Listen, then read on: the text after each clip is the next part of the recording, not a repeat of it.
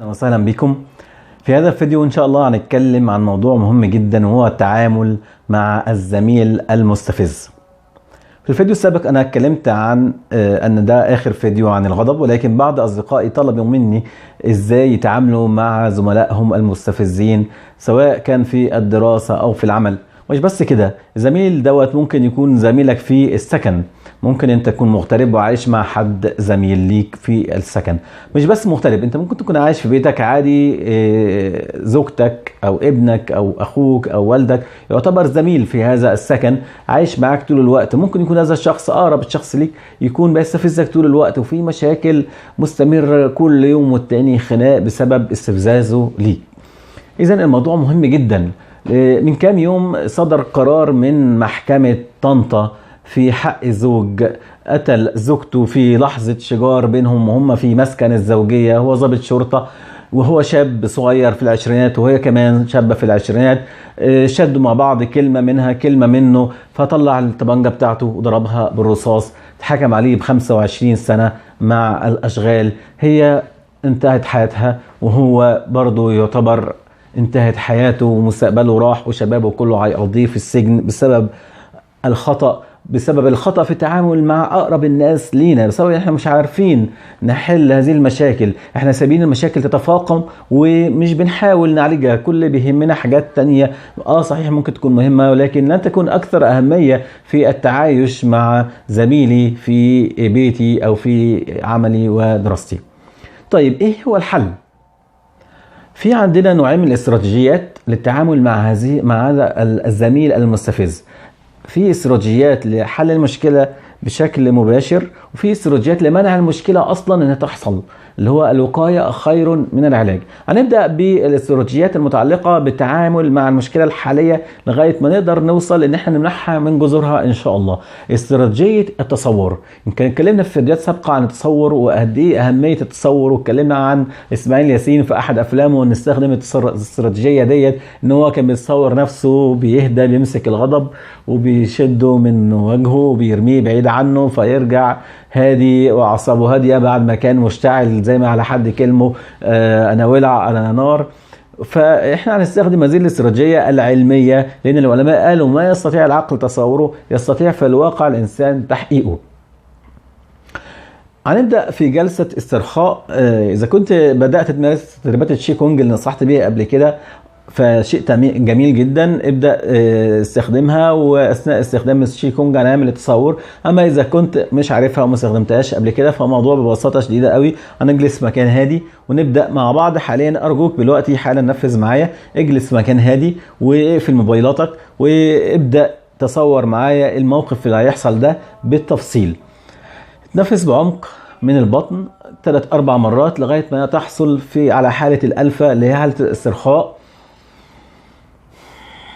حاول انت تغمض عينك، ده هيساعدك على الاسترخاء اكتر. وابدأ تصور معايا المثال دوت اللي انا هقوله عن زوج وزوجة بينهم خلافات بسبب موضوع النظافة والنظام. هي بتحب قوي النظافة وهو مهمل شوية. فتصوري معايا دلوقتي ان انت دخلتي المطبخ فلقيتي في كيس سكر مرمي في الارض او علبة السكر مرمية في الارض والحشرات ملمومة عليها. منظر وحش جدا، بدأتي تتعصبي، بدأتي تنرفزي. ازاي ده يحصل؟ وفي نفس اللحظة ديت تصوري نفسك ان انت انتقلتي الى مكان جميل، مكان هادي، مكان انت بتحبيه، شاطئ رائع، حديقة مزهرة، روائح طيبة، صوت خرير الماء، منظر الخضرة والاشجار، عصافير وطيور موردة، منظر جميل جدا. فبدأت تستعيدي هدوءك من اول وجديد، بدأت تتخلصي من هذا الغضب. نعمل نفس اللي عمله اسماعيل ياسين، وابدأ اتصور نفسي بمسك الغضب وبسحبه من جسدي وبرميه بعيد عني وبستعيد هدوئي وابدا افكر ازاي احل المشكله دي. كل ده احنا في جلسه التصور، ما تنساش احنا ما زلنا في جلسه التصور. ابدا اتصور نفسي ان انا تملكت اعصابي واروح اتكلم معاه بشكل هادي وحازم في نفس الوقت. لو سمحت ايه اللي حصل؟ انا لقيت كذا كذا حصل. فابدا اسمع منه وابدا اطلب منه انه ما يكررش هذا الموقف. ولو حصل معاه يعني هذا الموقف ان هو لابد انه يعالجه ويشيل السكر اللي وقعه او يحل المشكله اللي هو تسبب فيها، ويكون له دور ايجابي في نظافه البيت. في احتمالين. الاحتمال الاول ان يكون رد فعله ايجابي ويشعر بالخطأ فيعتذر او ان هو يوعد ان هو مش هيكرر هذا الموقف، او يكون رد فعله سلبي ويبدا يغضب، يعلي صوته، يصيح، يزعق. ازاي تكلميني كده؟ انا راجل البيت، ازاي انت تعملي معايا كده؟ مش ممكن بالطريقه ديت. لابد ان انا اعمل هنا وقفه. هنا هستخدم استراتيجيه تانية، استراتيجيه الاعراض. خذ العفو وأمر بالعرف وأعرض عن الجاهلين. يعني إيه الإعراض؟ يعني أنا هقول له لو سمحت لما تتكلم معايا اتكلم معايا بأسلوب أحسن من كده، وأنا مش هقدر أكمل كلامي معاك لو استمريت على كده. فلو أنت ناوي تتكلم معايا هدي صوتك واتكلم معايا بأحسن من كده. لو هدى صوته كملي كلامك، لو ما هداش صوته سيبيه وامشي. في احتمال لما تسيبيه وتمشي احتمالين: احتمال ان الموضوع يتوقف على كده، واحتمال تاني ان هو يزداد كبر وعناد ويجي وراكي يزيد في الصياح وفي الزعيق. ازاي تتكلمي معايا بهذا الاسلوب وتمشي وتسيبيني ازاي؟ فبرضه هنا هنستخدم الاستراتيجيه الثالثه، استراتيجيه القاء السلام. واذا خاطبهم الجاهلون قالوا سلاما. هنا بفترض ان هو في موقف وسلوك جاهلي، هذا السلوك التصرف الخاطئ منه ده سلوك جاهلي، فانا هقول له ايه؟ هقول له لو سمحت، ما زلت بكرر عليه برضو، لو سمحت باسلوب هادي وحازم اتكلم معايا باسلوب احسن من كده. بعد اذنك لما تتكلم معايا باسلوب احسن من كده هكمل كلامي معاك وابتسم واقول له السلام عليكم، واحاول اشوف اي مكان بعيد عنه واقفل على نفسي على اساس ان هو اسيبه، اديله فرصه ان هو يهدى وتمالك اعصابه. لو هذا تمالك اعصابه هنرجع نتكلم في هذا الموضوع، مش شرط في نفس الوقت، ممكن بعدها بساعه، ممكن اخر اليوم، ممكن تاني يوم، في الوقت المناسب. هنا بنفترض ان شاء الله ان نكون وصلنا لحل. طيب هل الموضوع كده كل شوية تحصل مشكلة واعالجها، ولا انا عايز اعيش في سلام، عايز اعيش في هدوء مع هذا الشريك، شريكي في عملي، شريكي في دراستي، شريكي في بيتي، هذا الزميل هو شريك ليا في الحياة. انا عايز استخدم معاه استراتيجيات تمنع اصلا هذه المشاكل او تقللها بشكل كبير. عندنا استراتيجية الدفع. ربنا سبحانه وتعالى بيقول ايه؟ ادفع بالتي هي احسن فإذا الذي بينك وبينه عداوة كأنه ولي حميم. يعني ايه؟ يعني عامله بإحسان فيتحول العداوة اللي بينكم إلى ايه؟ كأنه ولي صديق حميم ليك، مقرب ليك. طب ازاي أدفع؟ ممكن بالمدح، بالكلمة الطيبة.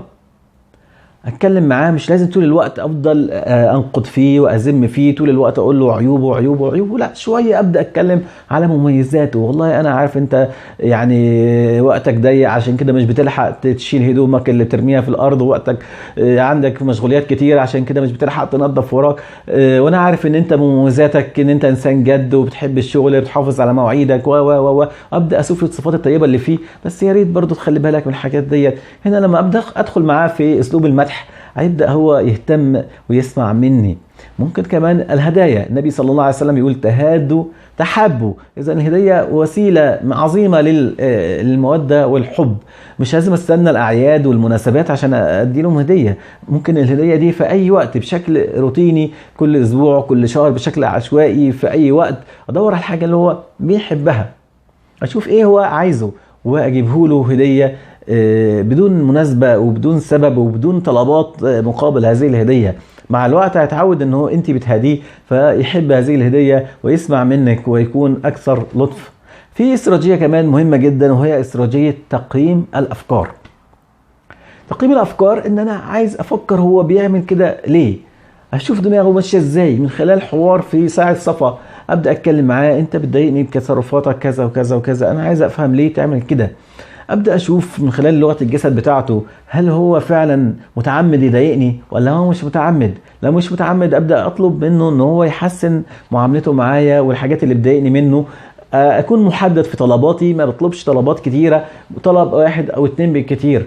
اما اذا كان هو متعمد ان هو يضايقني وادركت ده من خلال لغه الجسد بتاعته، او هو صراحه قال لي ان هو متعمد يضايقني وان هو بيكرهني، هنا ابدا احاول اشوف حد يتدخل، مدير في العمل،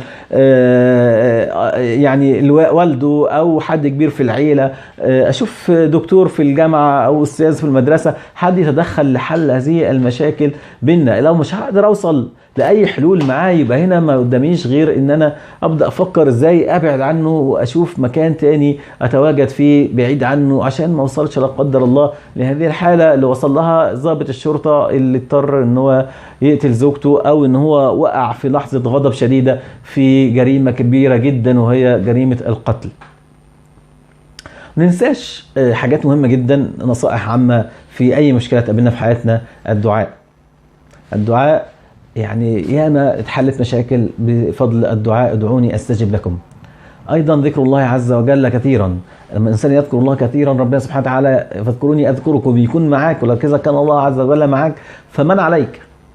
أيضا التوكل على الله وحسن الاستعانة بالله سبحانه وتعالى أنه يساعدني في حل هذه المشكلة، لعل الله يهديه.